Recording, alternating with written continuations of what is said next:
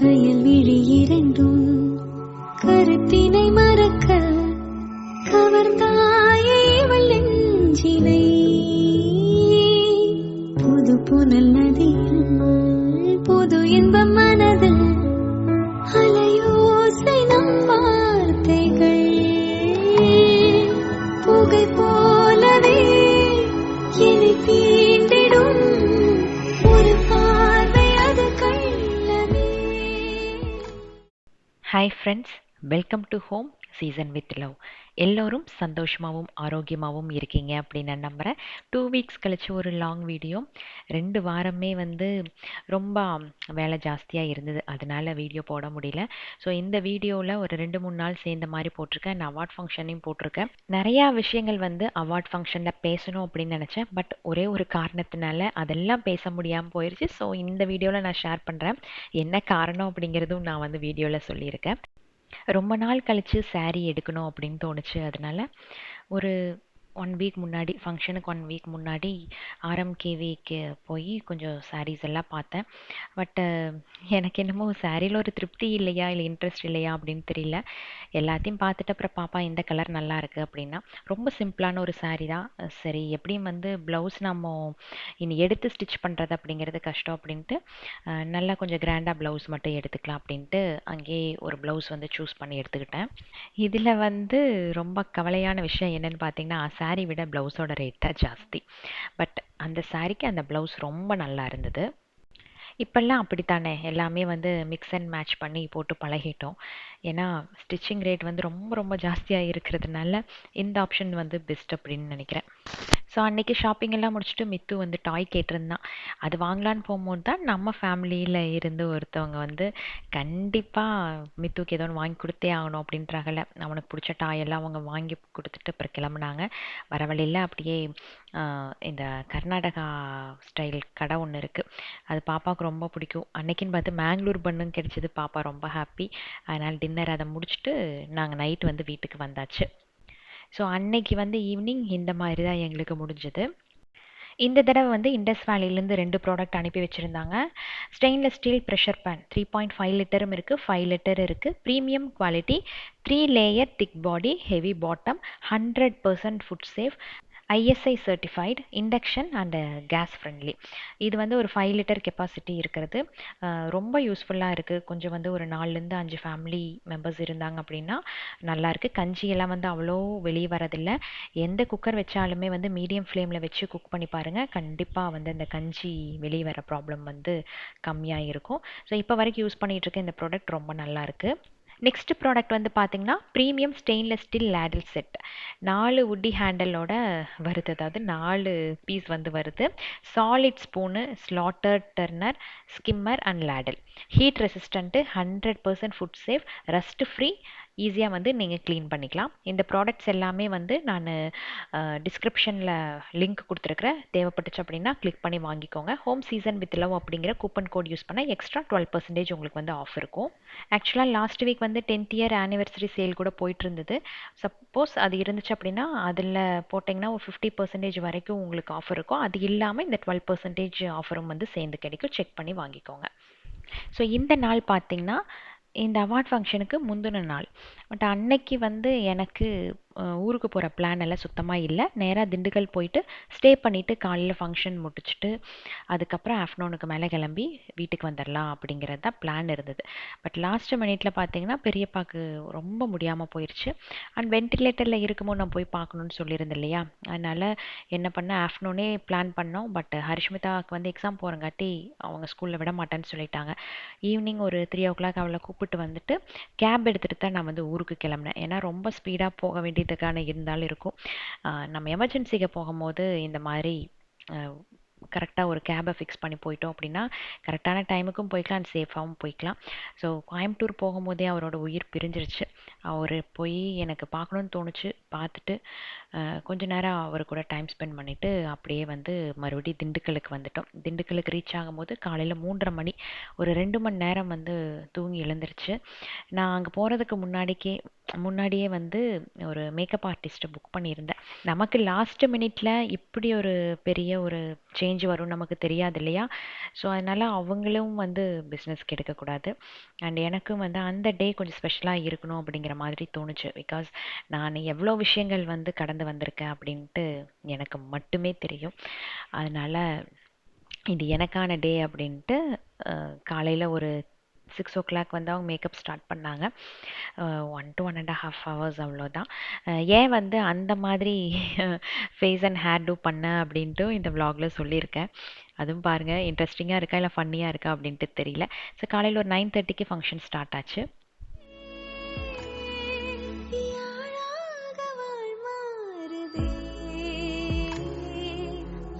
I don't ever slow up, no I don't take shit. I got no love for the fakeness. If you wanna play tough and wanna hate this, I'll always show up. I don't ever slow up, no I don't take shit. I got no love for the fakeness. If you wanna play tough and wanna hate this, I'll always show up and make a statement. I don't ever slow up, no I don't take shit. I got no love for the fakeness. If you wanna play tough and wanna hate this, I'll always show up and make a statement. Everything I do so instinctive and so passionate. Every word I move so descriptive like an adjective. I got a vendetta against people who patented being negative when you should be getting after it.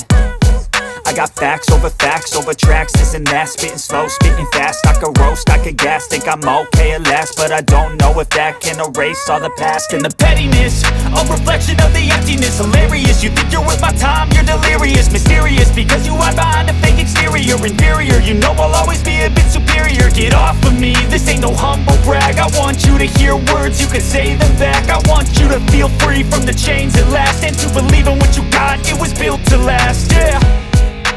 Now that I've been put through hell, I never got anyone's help. I had to do it all myself.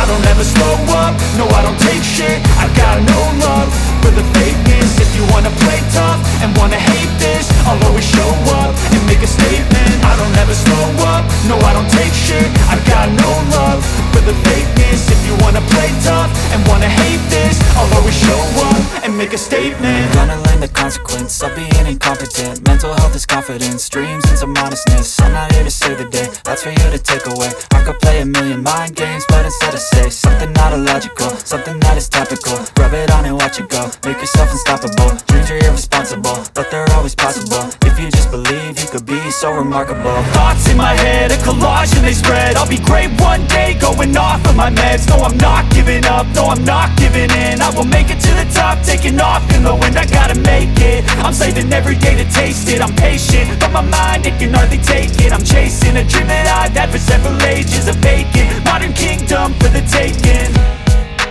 Now that I've been put through hell, I never got anyone's help. I had to do it all myself. I don't ever slow up, no I don't take shit. I got no love for the fakeness. If you wanna play tough and wanna hate this, I'll always show up and make a statement. I don't ever slow up, no I don't take shit. I got no love for the fakeness. If you wanna play tough and wanna hate this, I'll always show up and make a statement. I don't ever slow up, no I don't take shit. I got no love for the fakeness. If you wanna play tough and wanna hate this, I'll always show up.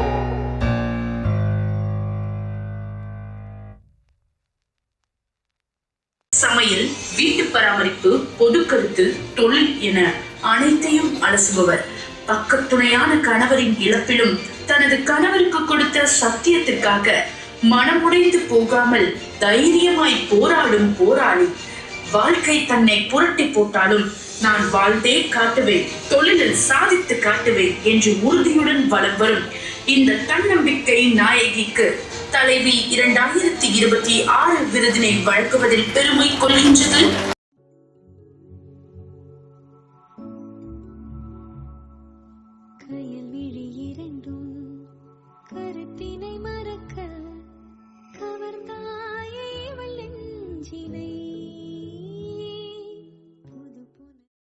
உங்கள் எல்லாத்தோட support and லவ்னால தான் நான் வந்து இந்த நிலைமைக்கு வந்திருக்கேன். கண்டிப்பாக நான் சொல்லியே ஆகணும். ஸோ அன்னைக்கு வந்து சூப்பராக அவார்டு வாங்கியாச்சு.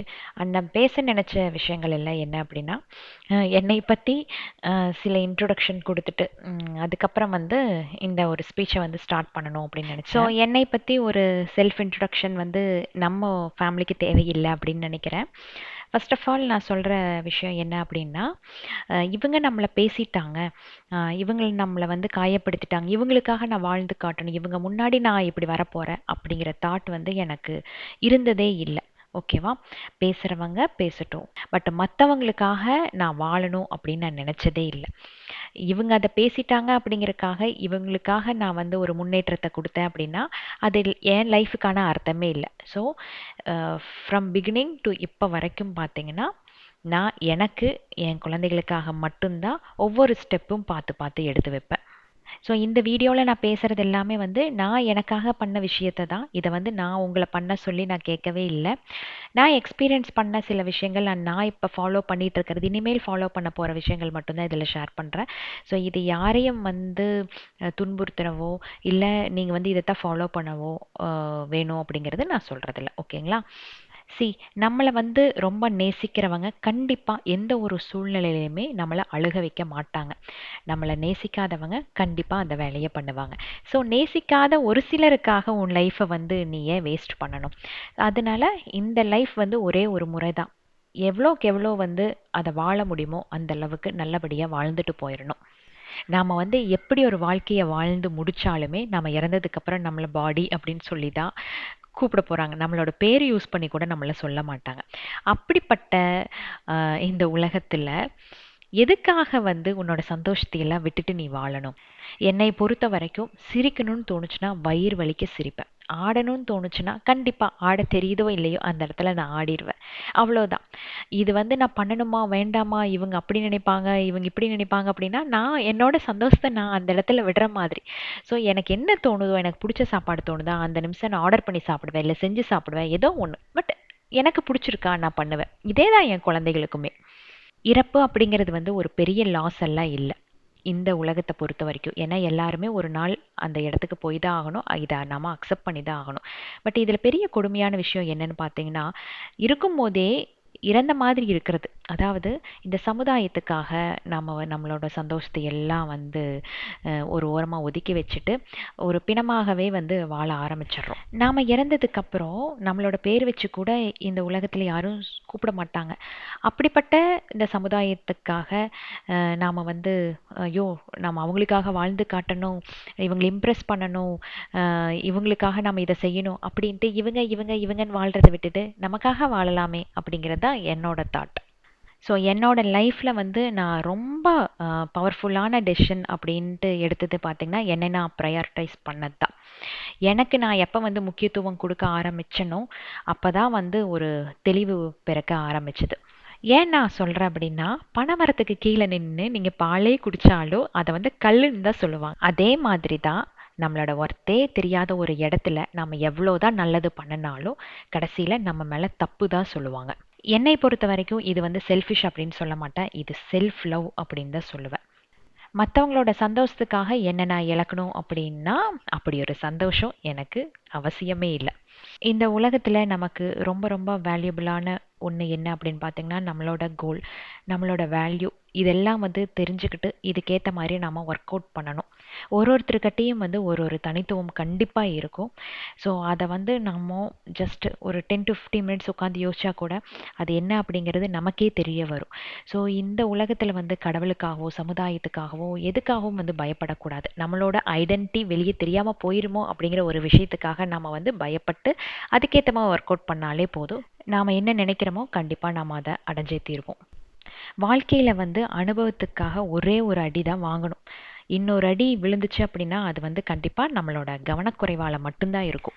அடி கண்டிப்பாக வாங்கணும். இதுதான் என் குழந்தைகளுக்கும் சொல்லுவேன். விழுகிறியா விழு, அடுத்த தடவை அந்த தப்பை நீ பண்ண மாட்டேல்ல, அடுத்த தடவை அந்த ஸ்டெப் எடுத்து வைக்கும் போது ரொம்ப கேர்ஃபுல்லாக இருப்பு இல்லையா? அதனால் ஓவர் அட்வைஸ் எல்லாம் 2 பேருக்குமே நான் வந்து கொடுக்கறதில்ல. அது வந்து ஒரு 10 இயர்ஸுக்கு முன்னாடி. பட் நான் வந்து விழுந்து எக்ஸ்பீரியன்ஸ் ஆனேன் பாருங்கள். அதிலிருந்தே தெரிஞ்ச தெரிஞ்சுக்கிட்ட ஒரு பாடம். வாழ்க்கை ஒரு பாடம் சொல்லுவாங்க இல்லையா? அதே தான்.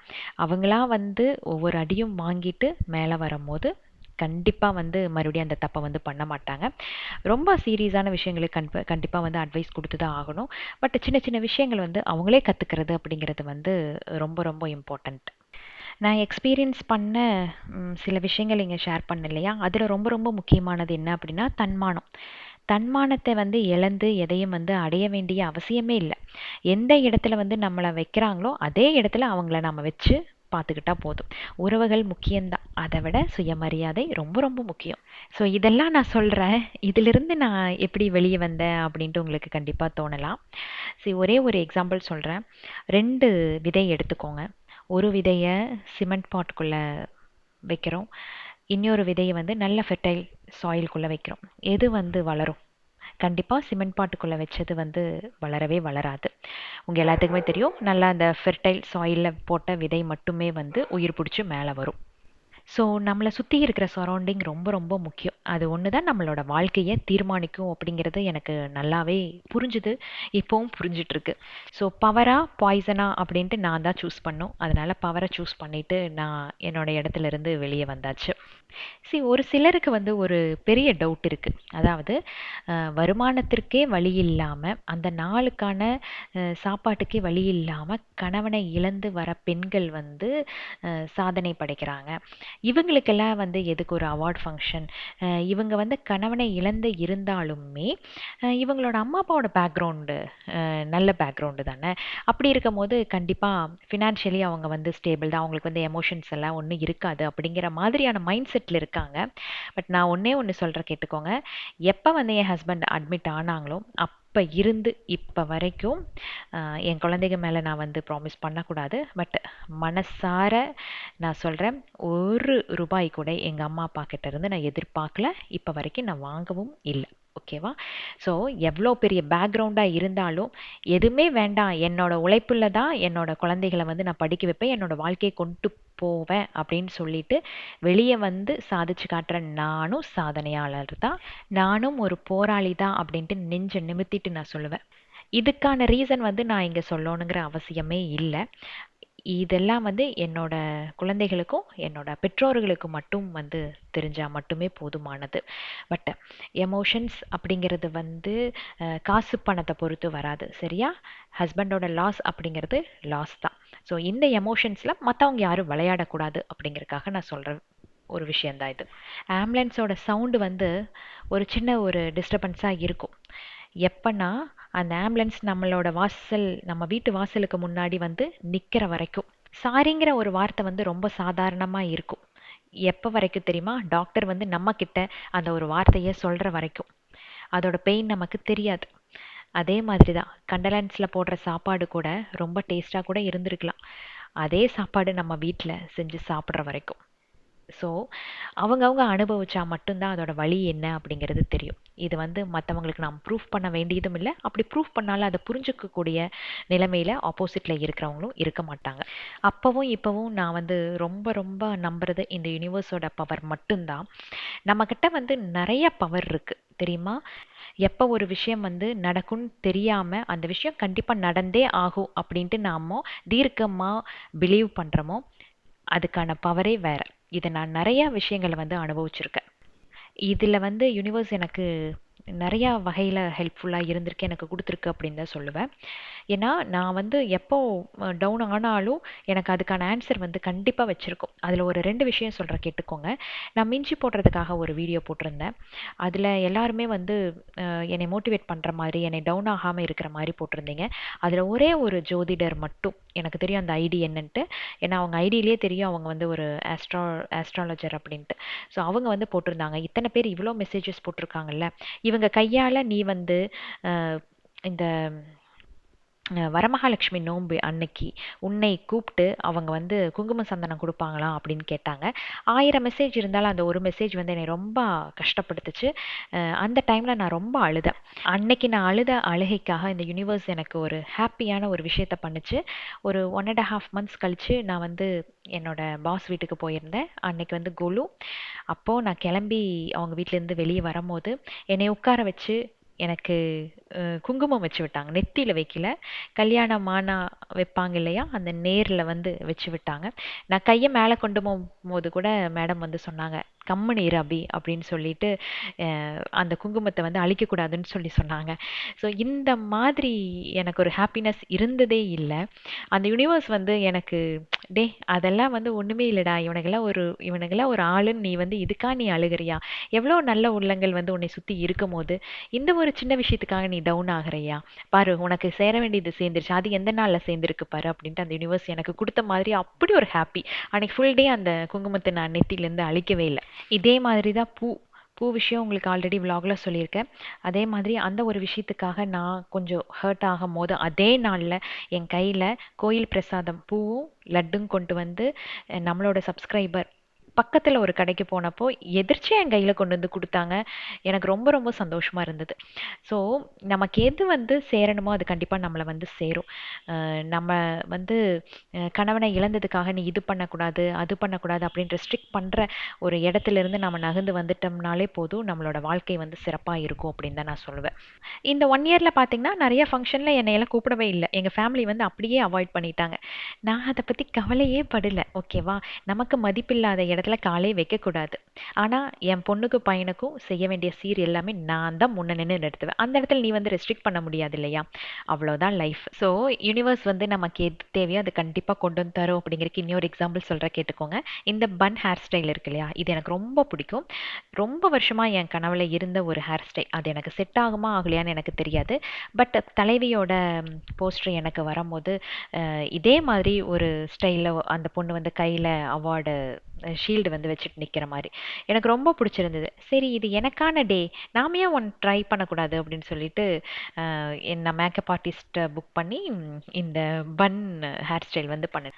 அந்த பொண்ணு அளவுக்கு நான் வந்து அழகாக இருப்பேன்னு நான் சொல்ல விரும்பல. பட் எனக்கு இந்த ஹேர் ஸ்டைல் வந்து பண்ணணும் அப்படின்னு ரொம்ப நாள் ஆசை. அந்த யூனிவர்ஸ் எனக்கு ஒரு வழியை காட்டியிருக்கு, அவ்வளோதான். இந்த மாதிரி நீங்கள் வந்து ஸ்ட்ராங்காக ஒரு விஷயத்தை நீங்கள் நல்லபடியாக யோசிச்சுட்டே இருக்கீங்க அப்படின்னா கண்டிப்பாக உங்களை வந்து சேரும் அப்படின்னு நான் சொல்கிறேன். அந்த யூனிவர்ஸை கண்டிப்பாக நீங்கள் நம்புங்க.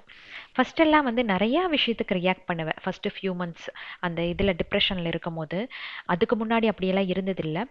டிப்ரெஷன் காரணமாக என்னை அறியாமல் நிறையா விஷயங்கள் வந்து ரியாக்ட் பண்ண ஆரம்பிப்பேன், கத்துவேன், பண்ணுவேன். பட் இப்போ எல்லாமே வந்து ஸ்லோ டவுன் ஆயிடுச்சு. இனிமேல் எதுக்குமே ரியாக்ட் பண்ணக்கூடாது அப்படின்ட்டு ஒரு நாள் முடிவெடுத்தேன். நம்மளோட குரலை உயர்த்துவதற்கு பதிலாக நம்மளோட தகுதியை உயர்த்தி கொள்ளணும், அவ்வளோதான். நான் உங்ககிட்ட சொல்லியிருக்கேன் இல்லையா, நிறைய விஷயங்களுக்கு நான் நோ சொன்னேன் அப்படின்ட்டு. அந்த நோ சொல்லும் போது எனக்கே வந்து ஒரு தெளிவு வந்தது. அந்த தெளிவு கிடைக்கும் போதெல்லாம் என்னை சுற்றி இருக்கிற கூட்டம் எல்லாம் வந்து ரொம்ப ரொம்ப கம்மியாயிட்டே போச்சு. அதுக்கு பேர் இழப்பு இல்லை, உண்மையை உணர்த்துவதற்கான விலை அப்படின்னு தான் நான் சொல்லுவேன். அதுக்கு வந்து மற்றவங்க நமக்கு வைக்கிற பேர் வந்து திமிர் அப்படின்னு சொல்லுவாங்க. பட் என்னோட பார்வையில் அது வந்து தன்மானம் அப்படின்ட்டு ஸ்ட்ராங்காக சொல்லுவேன். ராதிகா மேம் வந்து ஒரு இன்டர்வியூவில் சொல்லியிருப்பாங்க, செமையாக இருக்கும் அந்த தாய் கிழவி மூவி வந்தப்போ, மீறி போனால் உனக்கு இப்படி ஒரு பட்டம் கட்டுவாங்களா பெண்களுக்கு, அந்த பட்டமெல்லாம் நான் வாங்கியாச்சு. இதெல்லாம் வந்து சாதாரண ஒரு விஷயம் இல்லை, அப்படி எக்கச்சக்கமான பட்டங்கள் வந்து எனக்கு வழங்கப்பட்டது. இப்போ வந்து கொடுத்துட்டும் இருக்காங்க. பட் என்னோட கோல் என்னமோ அதை பார்த்துட்டு நான் போயிட்டே இருப்பேன். எதையுமே நான் கண்டுக்காம போயிட்டே இருக்கிறதுனால தான், சுயநலத்தோட நான் என் குடும்பம் அப்படின்ட்டு நான் போயிட்டே இருக்கிறதுனால தான் இந்த ஸ்டேஜில் எனக்கு இப்படி ஒரு பட்டம் வந்து அந்த யூனிவர்ஸ் கொடுத்துருக்கு அப்படின்னு நான் சொல்லுவேன். இது வந்து ஒவ்வொரு பெண்களுக்கும் நான் கொடுக்குற ஒரு உதாரணம். நான் ஃபேஸ் பண்ணது வந்து யாருமே வந்து இந்த உலகத்தில் ஃபேஸ் பண்ணி இருக்க மாட்டாங்க. இது நான் சில விஷயங்கள் வந்து வெளியே சொல்லக்கூடாது, அதுக்காக நான் வந்து இது மறைக்கிறேன். பட் என்னோட க்ளோஸ் ரிலேஷன்ஸ்க்கு வந்து என்ன அப்படிங்கிறது வந்து உண்மை தெரியும். இதில் பெரிய கஷ்டம் என்ன தெரியுமா, நம்மளை பற்றி தெரியாதவங்க ஒரு வழியை கொடுத்தா நாம் ஏற்றுக்கலாம். நம்மளோட சூழ்நிலை என்னன்னு தெரிஞ்சு எதை எதை கடந்து வந்துட்டுருக்கேன் அப்படின்ட்டு முழுக்க முழுக்க தெரிஞ்சு என்னை வந்து ப்ளேம் பண்ணும் போது வர வழி தான் வந்து ஜாஸ்தியாக இருக்கும். என்னோட பேரண்ட்ஸை கூட விடலை, அவங்களையெல்லாம் வந்து பேசுனது வந்து என்னால் இன்னும் கூட வந்து ஜீரணிக்க முடியல. பட் அவங்களுக்காக பேசினவங்களுக்காக நான் வாழணும்னு நினைக்கல. நான் எப்போவுமே சொல்கிறேன், என்னோட ஃபுல் அண்ட் ஃபுல் வந்து சப்போர்ட் எங்கள் அப்பா மட்டும்தான். அம்மா வந்து எமோஷ்னலி அட்டாச் நான் சொல்லியிருக்கேன். பட் அப்பா வந்து ரொம்ப ரொம்ப ப்ராக்டிக்கல். உன்னோட லைஃப் எவன் என்ன பேசினா என்ன, உன் வாழ்க்கையை நீ கொண்டு போயிட்டே இரு, உனக்கு என்ன கோலோ நீ அதை அச்சீவ் பண்ணு, எதையும் பற்றி நீ கண்டுக்காமல் போயிட்டே இருன்னு சொல்லிட்டு இப்போ வரைக்கும் எனக்கு ஒவ்வொரு இடத்துலையும் வந்து மோட்டிவேட் பண்ணுறது எங்கள் அப்பா மட்டும்தான். ஸோ ஒரு பெண்ணோட வெற்றிக்கு பின்னாடி ஆண் இருப்பாங்கன்னு சொல்லுவாங்க இல்லையா, என்னோட முழு வெற்றிக்கும் பின்னாடி வந்து என்னோட அப்பா தான் அப்படின்ட்டு நான் வந்து அடித்து சொல்லுவேன். நிம்மதியா வெற்றியா இந்த ரெண்டில் எதை சூஸ் பண்ணுவீங்க? நான் வந்து நிம்மதி தான் ஃபஸ்ட்டு சூஸ் பண்ணுவேன். மோஸ்ட்லி எல்லாருமே அதான் சூஸ் பண்ணுவாங்க. அதனால நம்மளை பற்றி ஒருத்தர் வந்து ப்ளேம் பண்ணுறாங்க அப்படின்னா, நம்ம எவ்வளோ வந்து நம்மளை போய் ப்ரூஃப் பண்ணாலுமே கண்டிப்பாக அவங்க வந்து அதை அக்செப்ட் பண்ண மாட்டாங்க. அந்த வெற்றி நமக்கு தேவையே இல்லை. அதை வந்து தள்ளி வச்சுட்டு நம்மளோட மன நிம்மதிக்காக எந்த ஒரு போராட்டமும் இல்லாமல் அவங்கள விட்டு விலகி நின்னாலே போதும், நம்மளோட வாழ்க்கையில் வந்து சக்ஸஸ் தானாக வந்துட்டே இருக்கும். ஸோ நிம்மதியாக வெற்றியான்னு பார்த்தா நிம்மதியை நோக்கி போயிட்டுருக்கு, அவ்வளோதான். வெற்றி வந்து இந்த மாதிரி தானாக வந்து சேரும். ஸோ மறுபடியும் சொல்கிறேன், எனக்கு லவ் அண்ட் சப்போர்ட் கொடுத்த எல்லாருக்குமே வந்து ஒரு பெரிய பெரிய நன்றி. அண்ட் அதை விட வந்து ஒரு பெரிய நன்றி யாருக்கு சொல்லுவேன் அப்படின்னு பார்த்தீங்கன்னா, என்னை அவமானப்படுத்தி ஒதுக்கி வச்சு வெறுத்த அனைவருக்குமே வந்து ஒரு பெரிய நன்றி சொல்லுவேன். ஏன்னா என்னோட பாதை இதுதான் அப்படின்ட்டு எனக்கு வழியை காட்டினது நீங்கள் தான். உங்கள் பேரில் சொன்னால் அந்த திமிர் அப்படிங்கிற ஒரு பட்டத்தோடவே என்னோட தலைவி பட்டம் தன்மானத்தோடு எனக்கு வந்து கிடைச்சது அப்படின்னு தான் நான் சொல்லுவேன். ஸோ அவார்டு வாங்கின கையோடு அப்படியே என்னோட பெரியப்பாவோட இறுதி சடங்குக்காக கிளம்பிட்டு அங்கே போயிட்டு 2 நாள் இருந்துட்டு மறுபடியும் திருநெல்வேலிக்கு வந்தாச்சு. நெக்ஸ்ட் வீக் இன்னொரு இன்ட்ரெஸ்டிங்கான லாங் வீடியோவில் உங்களை சந்திக்கிறேன். Keep supporting me. Thanks for வாட்சிங்.